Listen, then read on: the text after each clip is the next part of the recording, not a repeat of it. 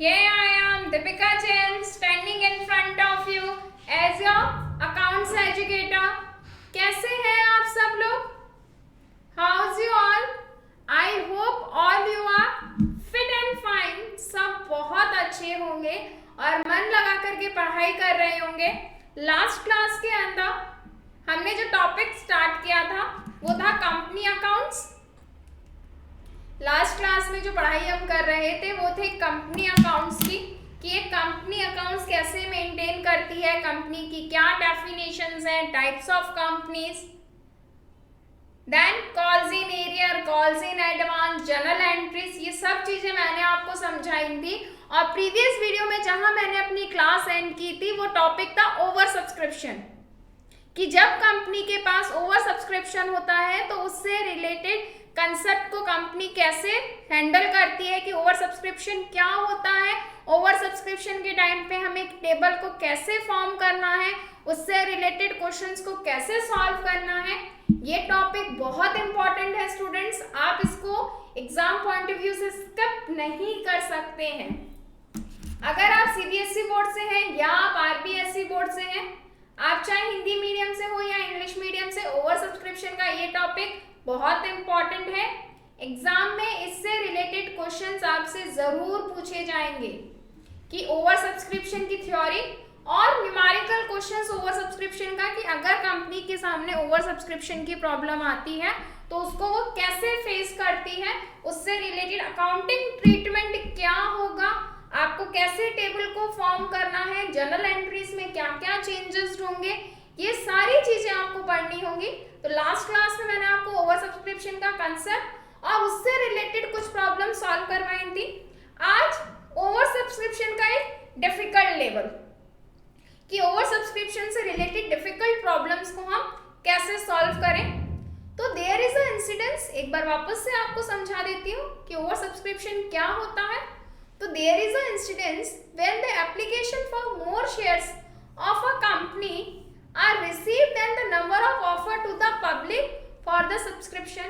यानी ऐसी कंडीशन जहां आपने ऑफर जितने शेयर्स के लिए किया था उससे ज्यादा शेयर्स के लिए आपके पास क्या आ जाती हैं, एप्लीकेशंस आ जाती हैं, तो उसको हम कहते हैं ओवर सब्सक्रिप्शन. ऐसी प्रॉब्लम यूजुअली उन कंपनीज में आती है जो कंपनीज वेल मैनेज्ड है, जिनका मैनेजमेंट या प्रबंध बहुत अच्छा है और जो फाइनेंशियली बहुत स्ट्रांग है, यानी जिस कंपनी के शेयर्स हर कोई खरीदना चाहता है, वो कंपनी जब भी कभी मार्केट में आईपीओस यानी कि इनिशियल पब्लिक ऑफर्स निकालेगी तब उनको ओवर सब्सक्रिप्शन की प्रॉब्लम को फेस करना पड़ता है. ओवर सब्सक्रिप्शन की प्रॉब्लम्स के टाइम पे कंपनी क्या अकाउंटिंग ट्रीटमेंट करे या उसके पास कौन से सॉल्यूशंस अवेलेबल रहते हैं, तो ये हमने पहले भी पढ़ा था कि जब भी कभी ओवर सब्सक्रिप्शन की प्रॉब्लम होती है तो कंपनी के पास में 3 ऑप्शंस अवेलेबल रहते हैं. First, they can accept some applications, वो चाहे तो कुछ एप्लीकेशन को एक्सेप्ट कर सकती है एंड टोटली रिजेक्ट अदर्स, और बाकी को वो पूरा का पूरा रिजेक्ट कर सकती है, यानी कि कुछ को उसने शेयर्स अलॉट कर दिए और कुछ को वो शेयर्स अलॉट नहीं करना चाहती है. Then they can make a pro rata allotment, वो प्रो डाटा के अकॉर्डिंग भी शेयर्स को क्या कर सकते हैं, अलॉट कर सकते हैं. प्रो डाटा का मतलब मैंने आपको क्या बताया था, प्रो डाटा का मतलब होता है अनुपातिक रूप से. कैसे शेयर्स अलॉट कर रहे हैं वो, अनुपातिक रूप से या pro rata allotment. And third concept is that they can adopt the combination of the above two. वो उन दोनों में से किसी एक का भी कॉम्बिनेशन चूज कर सकती है, यानी कि वो कुछ शेयर्स को रिजेक्ट कर सकती है, कुछ शेयर्स को फुल्ली एक्सेप्ट कर सकती है और कुछ शेयर्स को वो प्रो डाटा के अकॉर्डिंग सॉल्व कर सकती है, which happens to the most common course of adopted in practice. Mostly companies ऐसा ही करती हैं, यानी एग्जाम में क्वेश्चन इससे रिलेटेड आने के चांसेस ज्यादा हैं, जहां आपको दोनों कॉम्बिनेशन को अप्लाई करना है। मैंने जस्ट प्रीवियस वीडियो में आपको इन दो कंसेप्ट से रिलेटेड क्वेश्चंस करवाए थे कि अगर हम कुछ एप्लीकेशन को एक्सेप्ट और कुछ को रिजेक्ट करते हैं तो हमारा अकाउंटिंग ट्रीटमेंट क्या होगा। अगर हम सिर्फ प्रो डाटा के अकॉर्डिंग अलॉट करते हैं तो हमारी जर्नल एंट्रीज कैसे चेंज हो जाएंगी। अब आज जो लास्ट कंसेप्ट जो बहुत ही ज़्यादा इम्पोर्टेंट है स्टूडेंट्स, जिसको आप बिल्कुल स्किप मत करिएगा और बहुत ध्यान से देखिएगा क्योंकि थोड़ा सा डिफिकल्ट है। इसकी कैलकुलेशन दोनों अदर ऑप्शंस के कंपैरिजन में थोड़ी सी डिफिकल्ट होती है, मुश्किल होती है। कई बार बच्चे इसको स्किप करने का ट्राई करते हैं, तो इसको आप बिल्कुल भी स्किप नहीं करेंगे क्योंकि एग्जाम में प्रोबेबली इससे रिलेटेड ही क्वेश्चन आएगा। तो चलिए आज हम ये देखते हैं, अगर कंपनी दोनों ऑप्शंस को क्लब कर देती है, यानी वो कुछ एप्लीकेशन को एक्सेप्ट, कुछ को रिजेक्ट और रिमेनिंग को कैसे कर रही है, प्रो डाटा के अकॉर्डिंग अलॉट करती है, तो आपके क्वेश्चंस में कैसे चेंजेस आएंगे। तो जब भी कभी प्रो डाटा या ओवर सब्सक्रिप्शन का क्वेश्चन आता है तो हम सबसे पहले क्या प्रिपेयर करते हैं, हम सबसे पहले प्रिपेयर करते हैं analysis table, then journal entry. भी एक बार आपको एनालिसिस टेबल वापस समझा देती हूँ।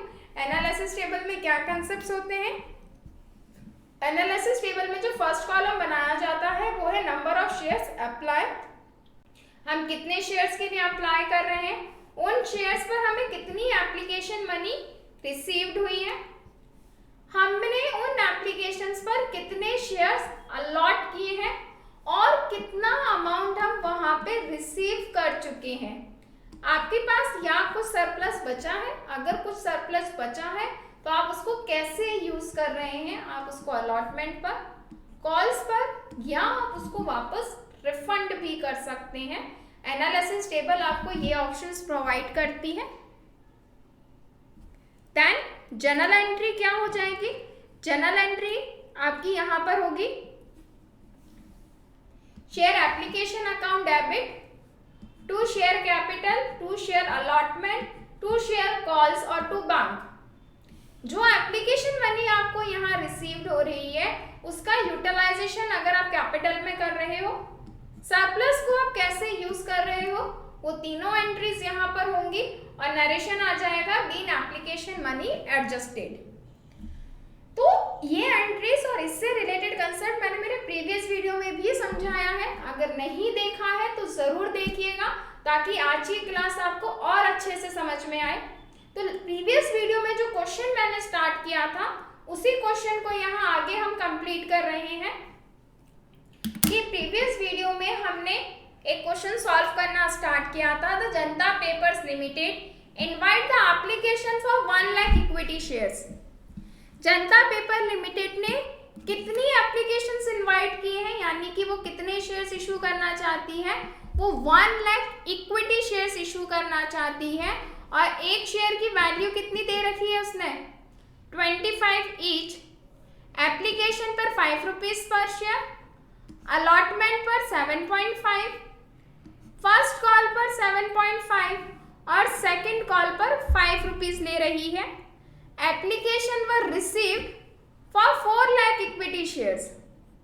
हमें एप्लीकेशन कितनी रिसीव्ड हुई है, देखिए 4 लाख, यानी आप मार्केट में गए तो 1 लाख सोल्ड करने थे और लोग कितने आ गए हैं, 4 लाख।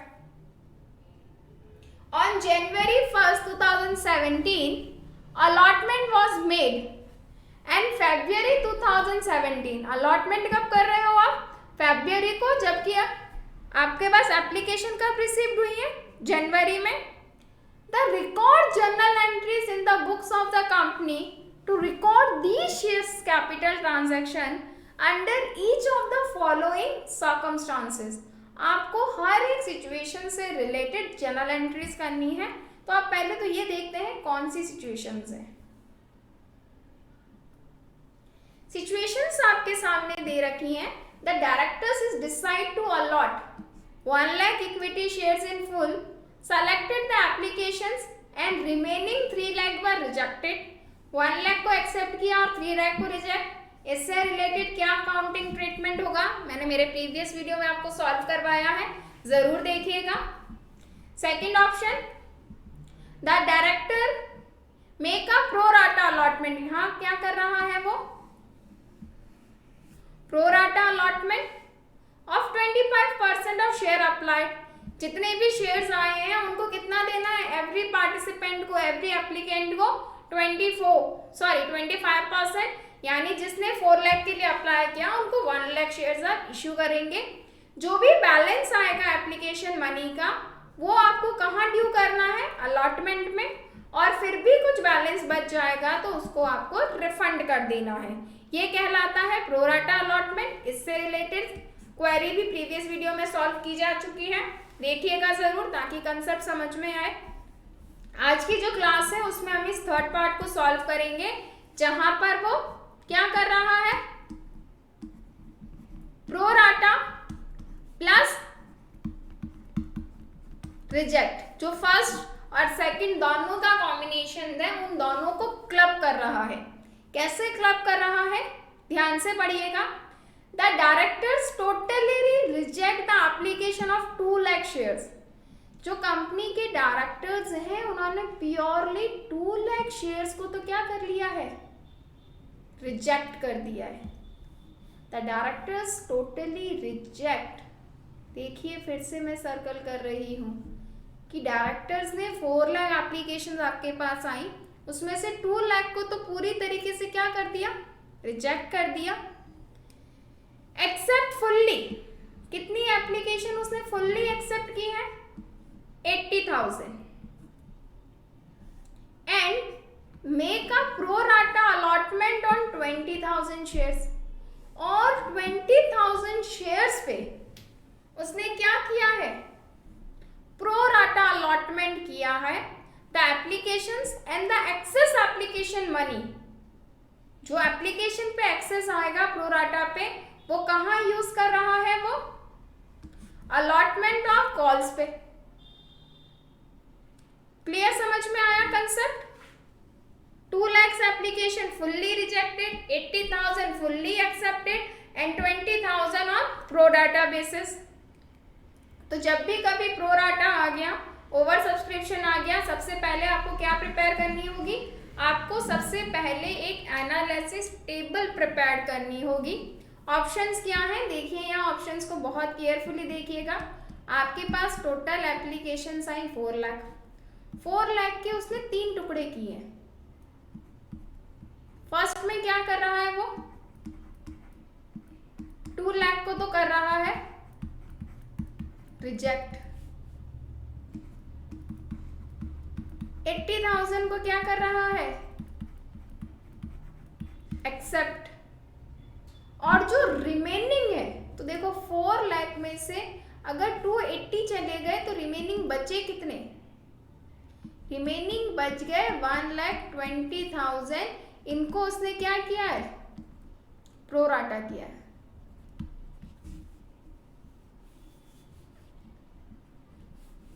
कि 4 लाख में से 2 लाख को रिजेक्ट, 80 को एक्सेप्ट और 1,20,000 को प्रो राटा पे अलॉट कीजिए। तो सबसे पहले मैं कितने एप्लीकेशंस ले रही हूँ, 2 lakhs, 2 lakhs की application money I. Application money कितनी दे रखी थी वहां पे, तो एप्लीकेशन पर 5, अलॉटमेंट पर 7.5, फर्स्ट और सेकंड कॉल, फर्स्ट कॉल पर 7.5, सेकंड कॉल पर 5, और टोटल ये 25 रुपीज वो आपसे ले रहा है। कैसे ले रहा है अब वो भी चेक करें। तो एप्लीकेशन में 2 into 5 करिए, कितने रुपीज आए होंगे, 10 लाख रुपीज। क्या इसको कोई शेयर अलॉट हुआ, नहीं, तो एप्लीकेशन मनी भी यूज नहीं होगी। 10 लाख रुपीज पूरी की पूरी क्या मानी जाएगी, सरप्लस, ना अलॉटमेंट में काम आया, ना फर्स्ट कॉल पे, ना सेकंड कॉल पे। इसको हम सीधा क्या कर रहे हैं, रिफंड कर रहे हैं, क्योंकि ये एप्लीकेशन पूरी की पूरी क्या हो गई थी, रिजेक्ट हो चुकी थी। तो जो एप्लीकेशन रिजेक्ट हो गई है उस पर कोई भी शेयर अलॉट नहीं होगा, उस पर कोई भी एप्लीकेशन मनी यूटिलाइज नहीं होगी, वो पूरी की पूरी सरप्लस होगी और वो सीधी कहाँ जाएगी, रिफंड के कॉलम में, बैंक में। देन 80,000 पर कितना अमाउंट आपको रिसीव्ड हुआ होगा, आपको 80,000 पर एप्लीकेशन मनी रिसीव्ड हो रही है 5 रुपीज, यानी कि 4 लाख।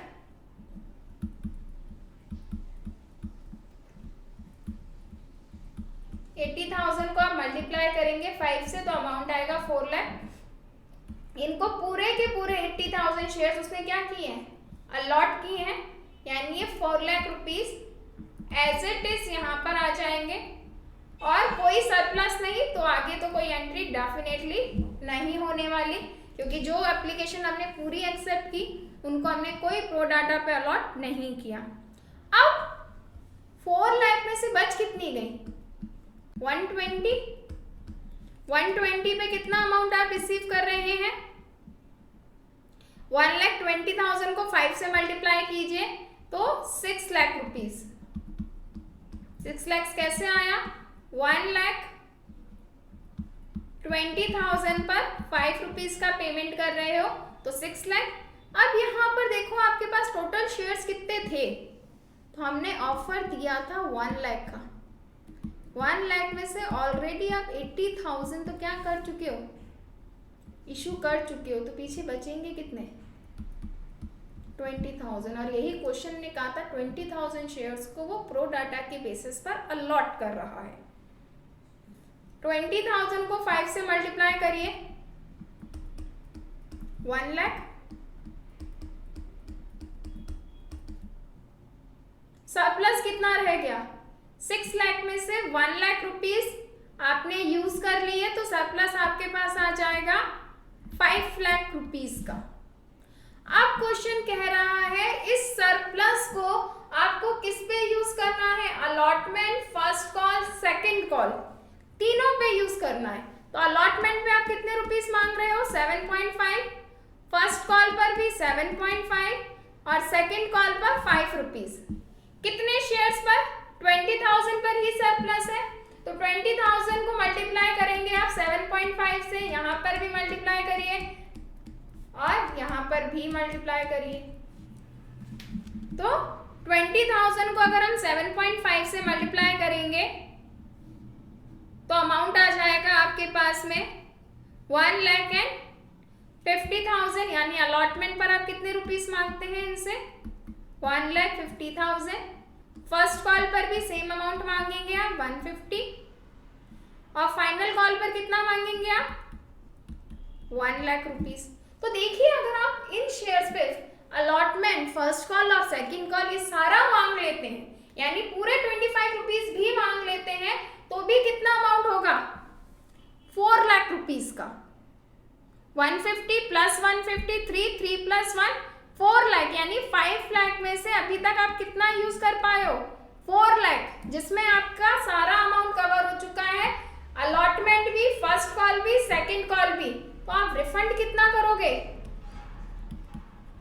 1 लाख रुपीस, यानी कि 1 लाख रुपीस पर अब आपको कॉल करने की रिक्वायरमेंट नहीं है। यहाँ पर कॉल्स इन एडवांस मिल चुकी है आपको फर्स्ट कॉल और सेकंड कॉल पे। टोटल कीजिए अब आप, तो यहाँ की टोटल देखिए हमेशा कितनी आएगी, जितनी नंबर ऑफ एप्लीकेशन रिसीव्ड हुई थी, 4 लाख। 4 लाख को अगर आप डायरेक्ट 5 से मल्टीप्लाई करते हैं तो अमाउंट कितना आएगा, 20 लाख। और इसकी टोटल भी करके देख लीजिए कितनी हो रही है, 20 लाख। हम ज्यादा से ज्यादा कितने शेयर अलॉट कर सकते थे, 1 लाख। 1 लाख को अगर आप 5 से मल्टीप्लाई करते तो आपके पास कितनी एप्लीकेशंस आती, 5 लाख की। 4 लाख आपने रिजेक्ट कर दी, सॉरी 3 लाख आपने रिजेक्ट कर दी, तो कितना अमाउंट आपने रिजेक्ट किया होगा, 15 लाख का।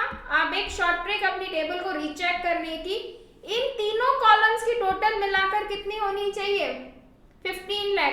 तो देखिए फर्स्ट कॉलम की टोटल है 150, सेकंड कॉलम की टोटल भी कितनी है 150, थर्ड कॉलम की टोटल है 1 लाख और फोर्थ कॉलम की टोटल है 11 लाख। आप टोटल करके देखिए इन चारों की टोटल मिला करके ये वाली टोटल आनी चाहिए। इसका मतलब आपकी टेबल बिल्कुल सही प्रिपेयर्ड हुई है। ये टेबल आपको बहुत अच्छे से आनी चाहिए फ्रेंड्स। अगर आपको स्टूडेंट्स ये नहीं समझ में आएगी तो आप आगे की जनरल एंट्रीज नहीं कर पाएंगे। सबसे डिफिकल्ट लेवल है ये। तो एक बार फिर से देख लीजिए। 2 लाख एप्लीकेशन पूरी रिजेक्ट थी, इसलिए मैंने कोई शेयर अलॉट नहीं किया उन्हें, सीधा अमाउंट सरप्लस में डाला और बैंक में रिफंड हो गया। 80,000 की एप्लीकेशन फुल्ली एक्सेप्टेड थी। हमने 80,000 की जो applications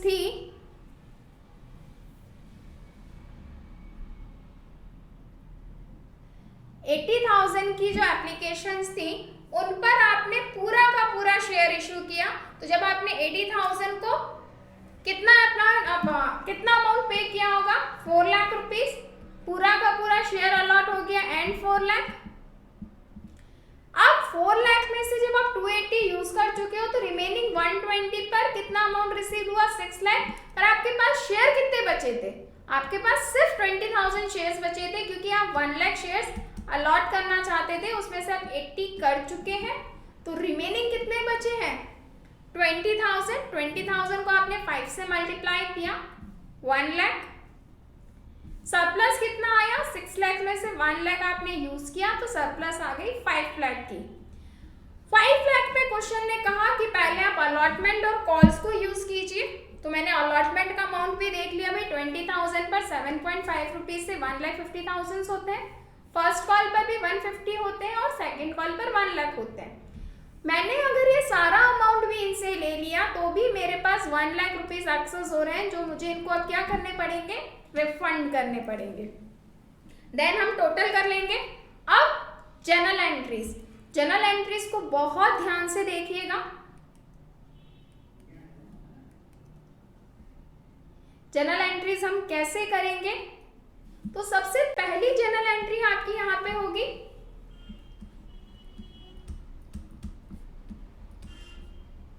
bank account debit to equity share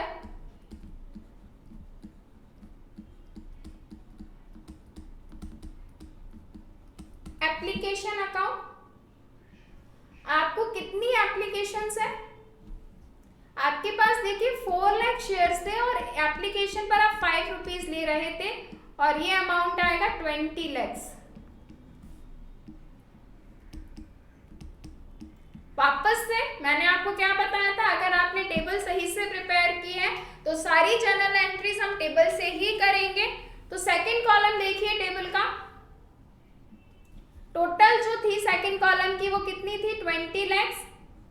और टोटल का नाम क्या है? देखिए कॉलम का एप्लीकेशन मनी रिसीव। तो आप सीधा एंट्री कितने से करेंगे यहाँ पर? 20 लाख से। और हमने भी एंट्री कितने से की है? 20 लाख रुपीज से। जनरल एंट्री के नरेशन क्या जाएगा यहाँ पर? Being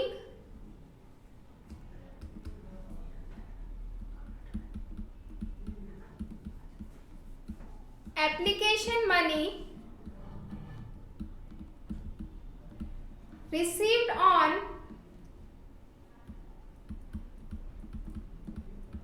$4 lakh equity share at 5 rupees each।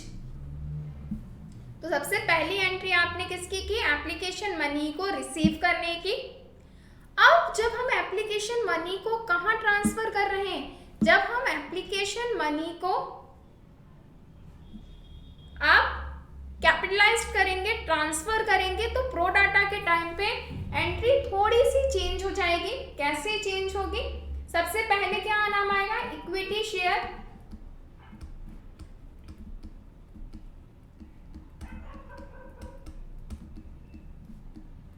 Application account debit to equity share capital to equity share allotment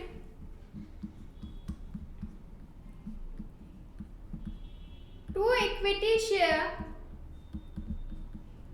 first call or to equity share second and final call or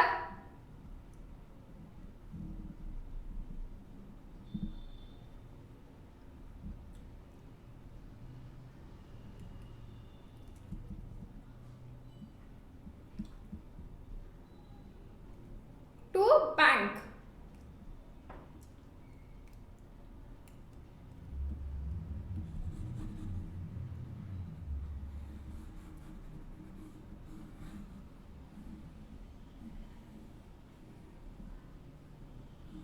तो आपको ये journal entry बहुत ध्यान से करनी है, क्योंकि ये एंट्री सबसे ज़्यादा इम्पॉर्टेंट है। अगर आपने ये एंट्री गलत करी तो आपका पूरा क्वेश्चन गलत हो सकता है। तो equity share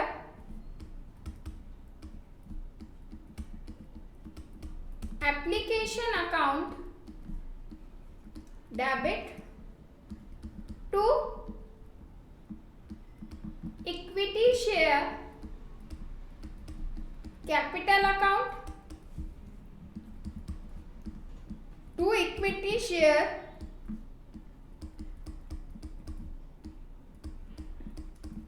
allotment account to equity share first call to equity share second and final call account और to bank account। अब देखिए एप्लीकेशन पर आपके पास कितने रुपए आए हैं, 20 lakhs।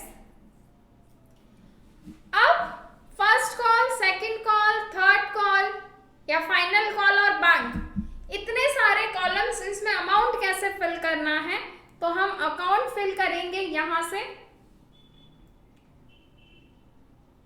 प्रीवियस वाले में आप जाके देखिए, एप्लीकेशन मनी यूज्ड, इस कॉलम की जो टोटल है ये कहां जाती है, कैपिटल वाले कॉलम में। तो आप कैपिटल में कितने रुपीस लिखेंगे, 5 लाख रुपीस। अलॉटमेंट की टोटल अलॉटमेंट में, फर्स्ट कॉल की टोटल फर्स्ट, फाइनल की फाइनल में, और जो रिफंड में लिखा हुआ है वो बैंक अकाउंट में चला जाएगा। तो देखिए अलॉटमेंट की टोटल कितनी आ रही है, 150। फर्स्ट कॉल की टोटल भी है 150, सेकेंड कॉल की टोटल दे रखी है 1 लाख, और रिफंड कितना हो रहा है, 11 लाख रुपीस। तो अलॉटमेंट में आप कितना अमाउंट दे रहे हैं, 1,50,000। फर्स्ट कॉल पे कितना यूज कर रहे हैं, 150। फाइनल कॉल पे कितना यूज किया आपने, 1 लाख, और बैंक में कितना गया है, 11 लाख। इसीलिए मैंने आपको कहा था कि वो टेबल बनना बहुत जरूरी है, कि वो टेबल अगर आप सही प्रिपेयर कर लेंगे तो ये एंट्री सिर्फ फिल इन द ब्लैंक्स है, कि टेबल से अमाउंट को उठाना है और यहाँ पर क्या करना है आपको, सिर्फ और सिर्फ कॉपी पेस्ट। तो एक बार फिर से देख लीजिए मैंने एंट्री कैसे की। एप्लीकेशन 20 lakhs रिसीव्ड हुआ, देन टेबल के जिस कॉलम में जो एंट्री लिखी थी एप्लीकेशन मनी यूज्ड कहां जाती है, कैपिटल के कॉलम में। अलॉटमेंट में अलॉटमेंट की टोटल, फर्स्ट कॉल में फर्स्ट की, सेकंड में सेकंड, और रिफंड का अमाउंट चला जाएगा बैंक में। तो ये देखिए 5 लाख, 150, 150, 1 लाख एंड 11 लाख। तो यही एंट्री मैंने यहाँ पे की है, 5 lakh, 150, 150, 1 lakh and 11 lakh. Then next entry हम किसकी करेंगे, अलॉटमेंट ड्यू करने की। तो क्या एंट्री होगी, equity share allotment account debit to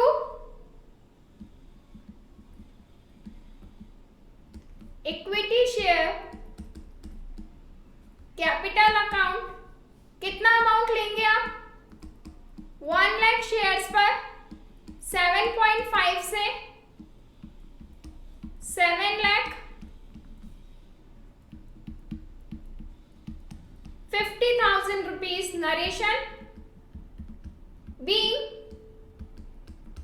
allotment due on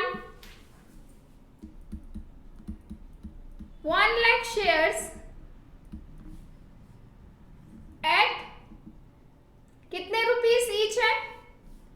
At 7.5 rupees पर शेयर. अब सेकेंड एंट्री बहुत ध्यान से देखिए.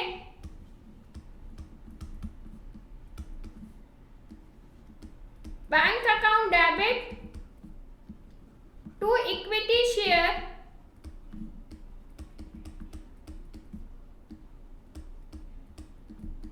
Allotment account. आप अलॉटमेंट पे मांगते कितने? 7,50,000.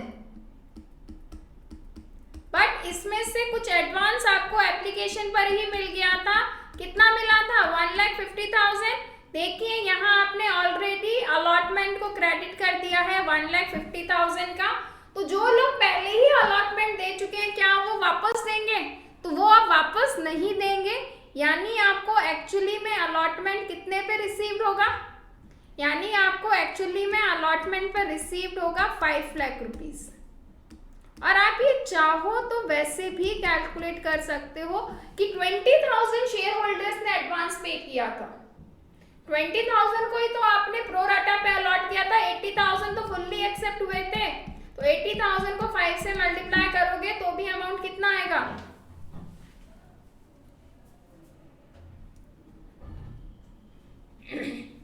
सॉरी 80,000 पे आपको कितना पेमेंट मिलना था?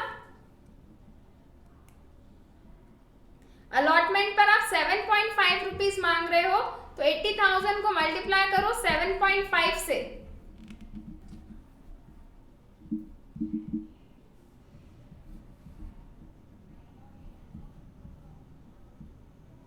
₹6 लाख और 750 में से आप लेस करते हैं 150 तो भी क्या अमाउंट आएगा? 6 lakh rupees and 6 lakh rupees. Narration यहां आ जाएगा बीइंग अलॉटमेंट मनी रिसीव्ड. तो आप ये चीज आपको बहुत ध्यान रखनी है कि जो लोग आप ऑलरेडी एप्लीकेशन पे एक्सेस पे कर चुके हैं वो वापस अलॉटमेंट पे नहीं करेंगे. सेम यही कंसेप्ट आपको फर्स्ट और सेकंड कॉल पे भी करना है. तो पहले आप फर्स्ट कॉल को ड्यू करेंगे. क्या एंट्री होगी? Equity share first call account debit to equity share capital account. कितने रुपीस मांग रहे हो आप? 1 लाख शेयर्स पे 7.5.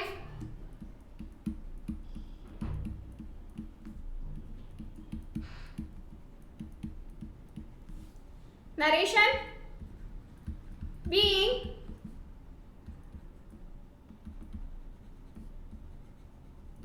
First call due on 1 lakh share at 7.5 each.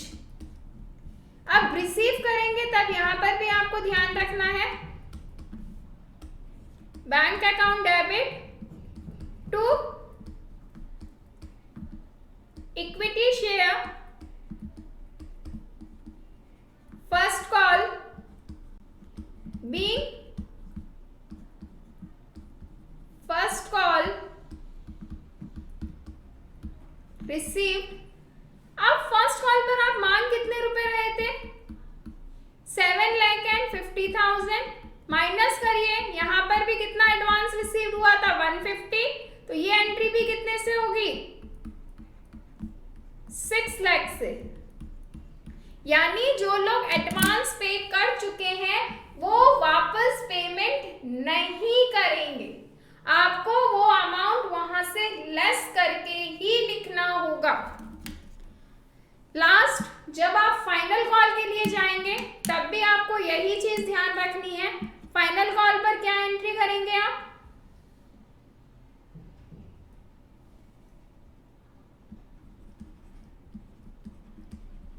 Equity share, second and final call account debit to equity share application या capital, तो यहाँ पे वर्ड आएगा कैपिटल। क्या अमाउंट आएगा यहाँ पर? आप 1 लाख शेयर्स पे कितने रुपीस मांग रहे हैं फाइनल कॉल पर? 5 रुपीस। आगे आप क्वेश्चन को रीड करेंगे तो आपको पता चल जाएगा।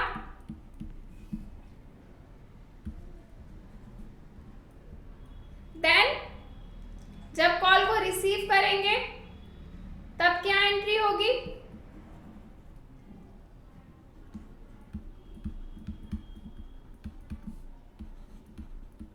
Bank account debit to equity share second and final call. 5 lakh rupees में से कितने रुपीस आपके पास देखिए एडवांस में थे? तो एक बार प्रीवियसली मैं वापस चेक करके आपको बता देती हूं।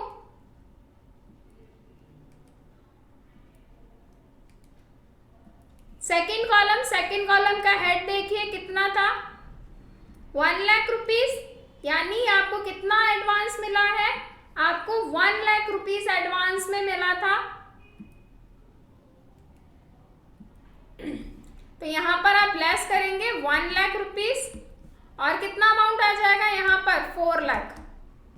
और आप वैसे भी चाहें तो इसको कैलकुलेट कर सकते हैं कि फाइनल कॉल का पेमेंट 80,000 शेयर होल्डर्स ने ही किया था और एक शेयर पर कितने रुपीस पे किए थे? 5 रुपीस। 80,000 पर 5 रुपीस का पेमेंट किया तो कितने रुपीस आए? 4 लाख। और नरेशन आ जाएगा बीइंग फाइनल कॉल रिसीव्ड।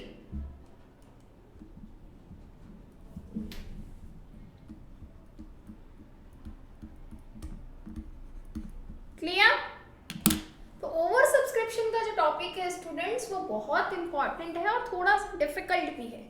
इसको करते टाइम आपको बहुत केयरफुली क्वेश्चंस को सॉल्व करने हैं। आज जो क्वेश्चन मैंने आपको करवाया ये ओवर सब्सक्रिप्शन का एक डिफिकल्ट क्वेश्चन था कि ओवर सब्सक्रिप्शन के टाइम पे हम डिफिकल्ट क्वेश्चंस को कैसे सॉल्व कर सकते हैं। बहुत ही इंपॉर्टेंट कंसेप्ट है, बहुत ध्यान से करिएगा।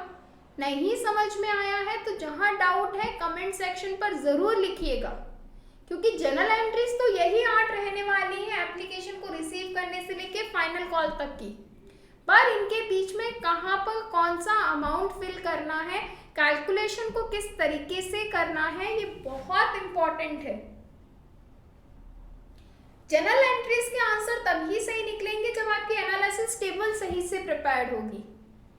देन ये सारी जनरल एंट्रीज आप सही करेंगे। अमाउंट को कब कहाँ किस तरीके से लिखना है ये आपको पता होना चाहिए। तो आज की क्लास में मैंने आपको ओवर सब्सक्रिप्शन का एक डिफिकल्ट क्वेश्चन करवाया, जहां पर आपने एक कॉम्बिनेशन देखा कि कुछ एप्लीकेशन को हमने फुल्ली एक्सेप्ट किया, कुछ एप्लीकेशंस को हमने रिजेक्ट किया और कुछ एप्लीकेशंस को हमने प्रो राटा पर अलॉट किया। तो अगर इससे रिलेटेड आपको कोई भी डाउट है, कोई कंसेप्ट नहीं समझ में आया तो कमेंट जरूर करिए, क्योंकि आपके कमेंट से मुझे पता चलेगा कि आपको क्या समझ में नहीं आ रहा है। और वीडियो पसंद आए तो लाइक भी जरूर करिए। आपके लाइक्स मुझे और मोटिवेट करेंगे आपके लिए इस तरीके के इंटरेस्टिंग वीडियोस को बनाने के लिए। तो आज की क्लास में बस इतना ही। वीडियो पसंद आया तो लाइक और सब्सक्राइब कीजिएगा। कमेंट करना मत भूलिए ताकि मैं आपकी प्रॉब्लम्स को जल्द से जल्द सॉल्व कर सकूं। तब तक मेरे साथ ऐसे ही जुड़े रहिए, मन लगा करके पढ़िए ताकि बोर्ड में अच्छे मार्क्स स्कोर कर सकें। और मैं आपसे मिलूंगी नेक्स्ट वीडियो में एक और इंटरेस्टिंग से टॉपिक के साथ कंपनी अकाउंट के। तब तक के लिए best of luck and thanks for the watching.